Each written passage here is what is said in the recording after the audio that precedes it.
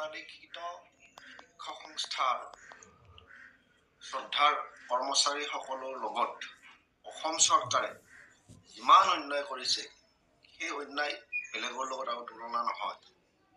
চৰকাৰে বাৰে বাৰে অপ্ৰাদেশিকৃত শিক্ষানুষ্ঠানসমূহ প্ৰাদেশিকৰণ কৰাৰ তেওঁলোকে প্ৰতিশ্ৰুতি আগবঢ়ায়, বৈঠক কৰে, কাগজে কলমে লিখে, কিন্তু শেষত গৈ তাক কাৰ্যকৰী নকৰে।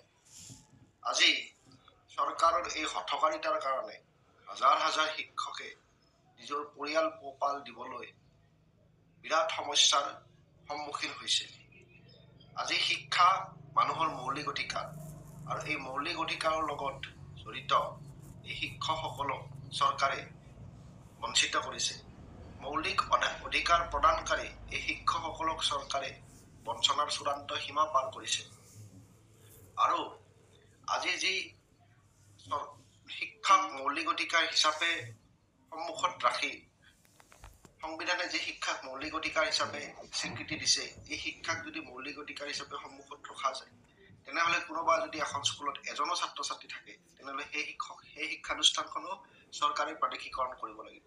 কিন্তু তাকে নকৰি শ শ ছাত্ৰ ছাত্ৰী থকা শিক্ষানুষ্ঠানসমূহ তেওঁলোকে অপ্ৰাদেশিকৰণ কৰি ৰাখি ছাত্ৰ ছাত্ৰীৰ শৈক্ষিক ভৱিষ্যতেই ধ্বংস কৰা নহয়, এখন সমাজৰ ভৱিষ্যতো তেওঁলোকে ধ্বংস কৰিছে।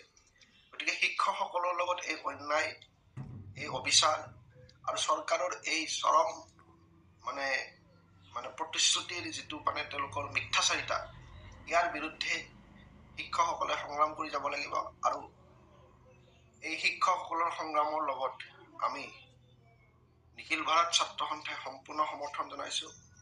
অপ্ৰাদেশিকৃত শিক্ষক সংস্থাৰ শিক্ষকসকলৰ প্ৰাদেশিকৰণৰ দাবীত অপ্ৰাদেশিকৃত শিক্ষক সংস্থাই যিয়ে দাবী নল'ব, আমি তেওঁলোকৰ লগত সম্পূৰ্ণ সহযোগিতা ৰাখিম। ধন্যবাদ।